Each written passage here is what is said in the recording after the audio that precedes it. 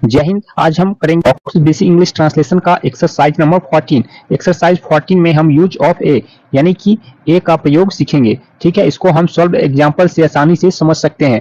यदि हिंदी वाक्य में यह गाय है या यह एक गाय है लिखा हुआ मिले तो दोनों सेंटेंस का इंग्लिश हम दिस इज ए काउ ही करेंगे। ठीक है, एक लिखा हुआ रहे वाक्य में या फिर नहीं रहे तो भी हमारा जो इंग्लिश सेंटेंस होगा उसमें ए का प्रयोग किया जाएगा। ठीक है, इस एक को दर्शाने के लिए ए का प्रयोग किए हैं। ठीक, आगे की एग्जांपल में भी बताया गया है वह कलम है या फिर वह एक कलम है। हिंदी वाक्य में लिखा रहे तो उसका हम इंग्लिश में अनुवाद करेंगे दैट इज अ पेन।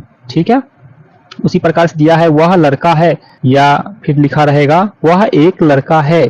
तो हिंदी वाक्य में एक लिखा हुआ रहे या नहीं लिखा हुआ रहे तो भी हम इंग्लिश वाक्य में ए का प्रयोग करेंगे ही करेंगे। क्यों करेंगे इसके बारे में देखिए, एक छोटी सी नोट लिखी गई है, उस पर हम ध्यान देते हैं।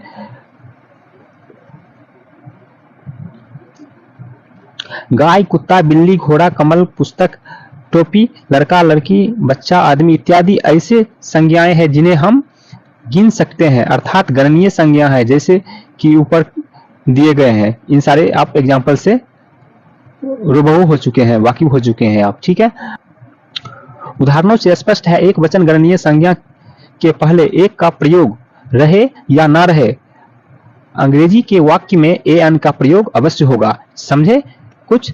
यानी कि हिंदी के वाक्य में एक का प्रयोग रहे या फिर ना रहे तो भी हमें ए या एन का प्रयोग करना ही होगा। ठीक है, तो हम इस कंसेप्ट के सहारे एक्सरसाइज 14 को कंप्लीट करेंगे। तो देखिए यहाँ पर है ट्रांसलेट इनटू इंग्लिश, मतलब अंग्रेजी में अनुवाद करें। यह एक बिल्ली है तो आप सर्वप्रथम यह का इंग्लिश करेंगे। यह का इंग्लिश हम पीछे एक्सरसाइज में बता चुके हैं क्या होता है, दिस।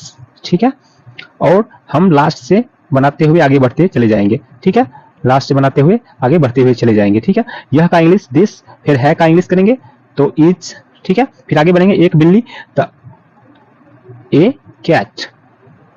ठीक है, तो हमारा है सो क्या हो गया, दिस इज अ कैट। इस प्रकार से हमारा ये वाक्य कंप्लीट रहा। अब आगे इसी प्रकार से हम बनाते जाएंगे। वह एक चूहा है, वह का इंग्लिश होता है दैट के संग लगता है इज अ रैट और ए टी रैट। ठीक है, यह एक कुत्ता है, दिस इज अ डॉग। वह एक बंदर है, that is a monkey, MONKEY। ठीक है, वह एक बंदर है, दैट इज मंकी। यह एक गेंद है, दिस इज अ बॉल। ठीक है, अब नेक्स्ट है वह एक गुड़िया है, that is a doll. Okay, यह एक लड़का है, this is a boy.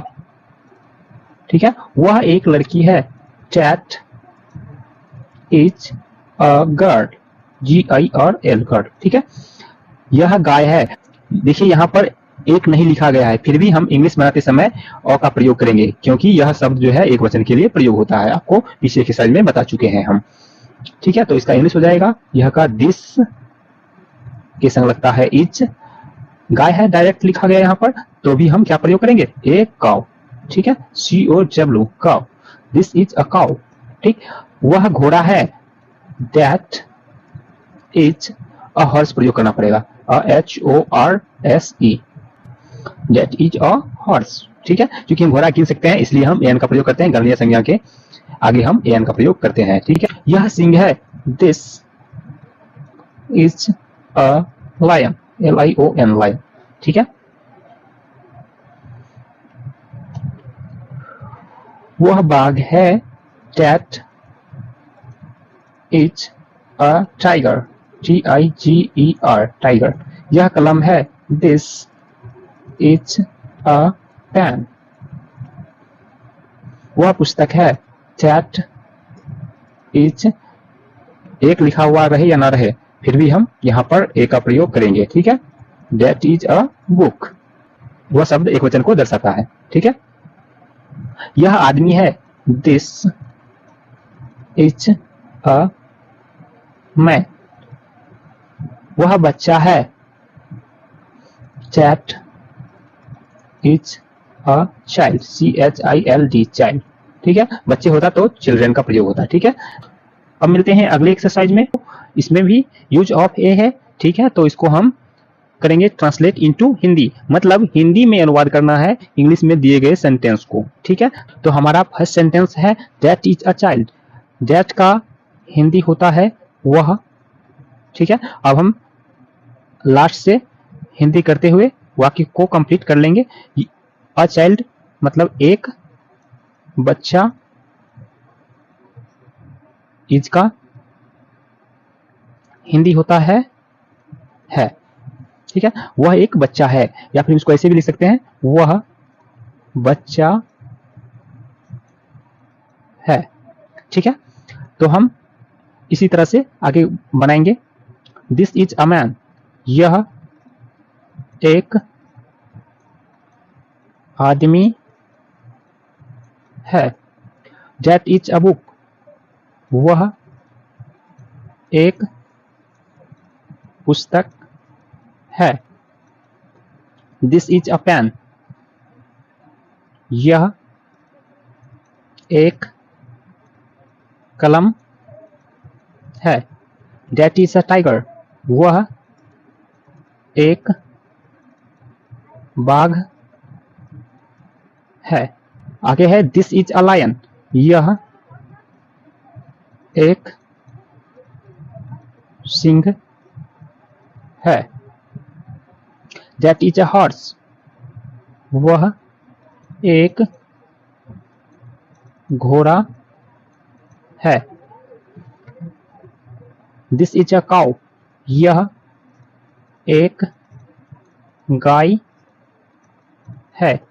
That is a girl, वह एक लड़की है। दिस इज अ बॉय, यह एक लड़का है। दैट इज अ डॉल, वह एक गुड़िया है। अब है दिस इज अ बॉल, यह एक गेंद है। दैट इज अ मंकी, वह एक बंदर है। दिस इज अ डॉग, यह एक कुत्ता है। दैट इज अ रैट, वह एक चूहा है। दिस इज अ कैट, यह एक बिल्ली है। ठीक है, तो ये रहा आपका एक्सरसाइज नोट 15 का कंप्लीट सॉल्यूशन।